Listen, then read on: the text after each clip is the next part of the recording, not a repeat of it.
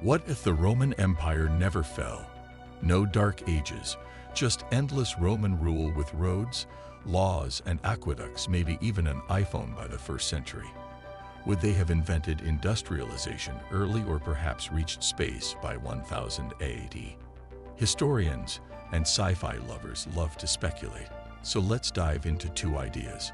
One where Rome leaps ahead in tech, and another where they get distracted by more Roman things like inventing endless feasts. Let's imagine a world where the Romans never took a break. The two schools of thought. What if Rome never fell? There are two predominant schools of thought when imagining a world where the Roman Empire never collapsed. The first suggests that the Roman Empire, if it had survived, would have continued to expand and innovate at an accelerated rate, potentially achieving a level of technological development far beyond our own. Proponents of this view argue that had the empire remained intact, the technological stagnation of the Middle Ages would have been avoided. Without the collapse of the Western Roman Empire in 476 AD, there would have been no Dark Ages, no feudalism, and no extended period of technological lag in Europe. Key to this argument is the fact that Rome had already begun exploring mechanical and scientific innovations long before its fall. Figures like Heron of Alexandria, a Greek engineer in the 1st century AD, were developing complex machines centuries ahead of their time, such as the aeolipile, a primitive steam engine. This suggests that the Romans were capable of far more advanced technology if given the opportunity. If the empire had continued to thrive, these innovations could have been refined, potentially leading to the development of steam engines, electricity, and even the Industrial Revolution centuries before it occurred in our timeline. Furthermore, Rome's vast network of roads, aqueducts, and communication systems laid the groundwork for a technologically advanced society. The empire's ability to integrate diverse cultures and resources could have accelerated the exchange of knowledge and innovation, resulting in a world where technologies like air travel, modern medicine, and space exploration were commonplace long before our time. On the other hand, the second school of thought counters this optimism by suggesting that the collapse of the Roman Empire was actually crucial for the technological progress that followed. According to this view, the fall of Rome created a vacuum in Europe that allowed new ideas, cultures, and political systems to emerge, ultimately giving rise to the Renaissance, the Scientific Revolution, and the Industrial Revolution. The argument here is that the rigid, centralized system of the Roman Empire stifled creativity and individualism, both of which were essential for the breakthroughs that occurred after its fall. Had Rome continued to dominate, technological experimentation may have been restricted by tradition and bureaucracy. The fragmentation of Europe following Rome's collapse allowed for the rise of new kingdoms, the development of feudalism, and the intellectual rebirth of the Renaissance, which saw the rediscovery of classical knowledge and the birth of modern science. The Industrial Revolution, too, was a product of the decentralization and diversification of power that followed the Roman Empire's decline.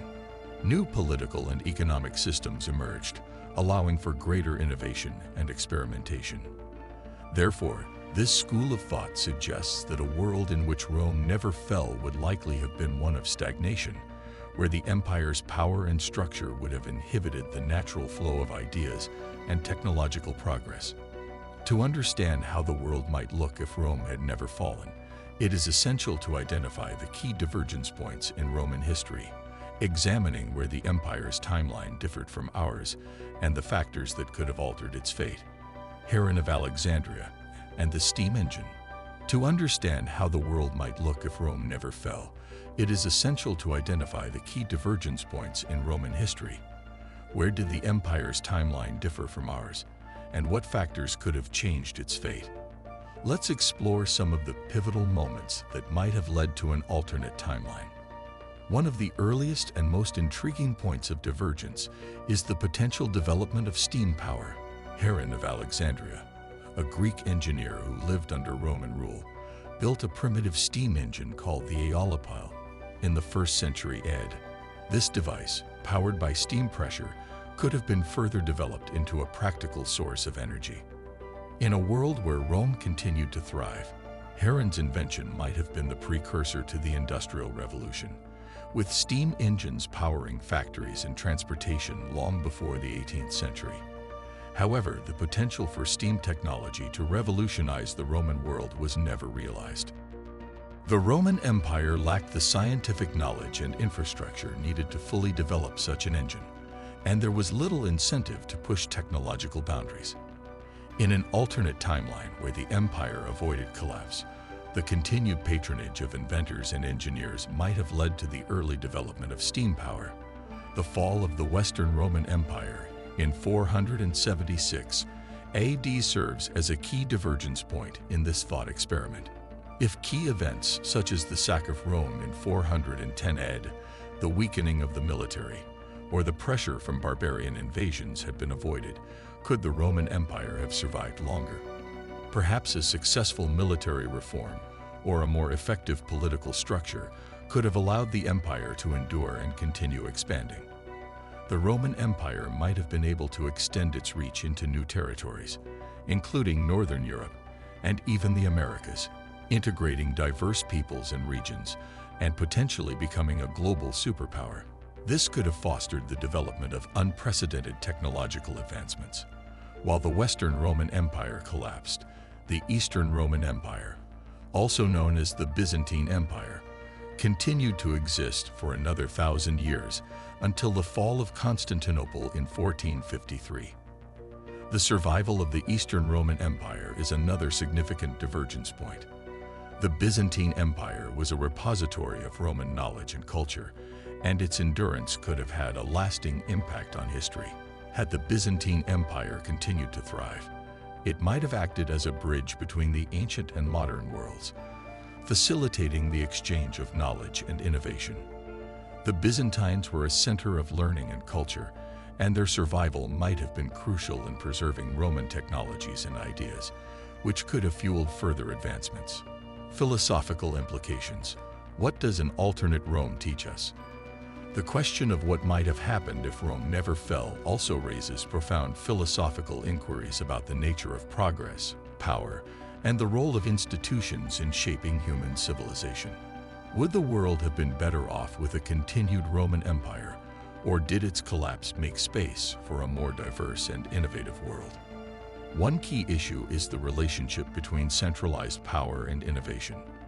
The Roman Empire was known for its efficiency and organization, but these same qualities may have hindered the kind of creativity and freedom needed for technological breakthroughs. In contrast, the fall of the empire allowed for a more fragmented world where new ideas could flourish without the constraints of a single, all-encompassing political system. Moreover, the question of technological progress raises important ethical considerations. If the Roman Empire had industrialized and colonized other planets, would it have created a more just and equitable society? Or would the empire's legacy of slavery, authoritarianism, and inequality have persisted in an alternate timeline? Furthermore, the idea of unchecked Roman expansion poses additional moral dilemmas. Could the empire have maintained its dominance without exploiting the peoples it conquered?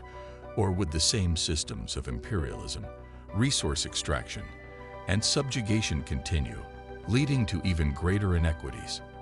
These questions invite us to consider whether the nature of power itself, whether centralized in a single empire or dispersed across many smaller entities, determines the ethical trajectory of society, shaping its technological and cultural development in ways we might not immediately understand.